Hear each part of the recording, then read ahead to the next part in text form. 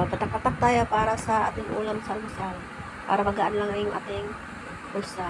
Magsay muna tayo para sa ulam natin. Mayroon lang yung mga amas, yun na. At saka yung haluan natin ng puso ng saging, yan. Tapos, ay dugo. Dinuguan tayo. Ayan, mientras mag-ano muna tayo sa ating unique na kalan. Papa-apoy, parikit, ayan. Sasalang na natin at yan kusinira natin. Ang ating bilis na kusinira, yan na. Luto na ngayon. Kakain na. Kasi nagutom na yung mga kasama natin. Hindi pa namin maubos yan Kaya may tira pa para mamayang tanghalian. Yan, kanya-kanya na lang tayo ng sandok yan. Para madali lang umakonto kung anong karami ng kainan natin. Nagutom na daw si Bibe. Si Bibe namin testes. Ayan.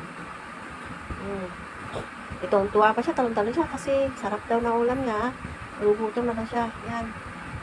Ate Ros, parang dito. Kakain na. Guys, Ate Ros.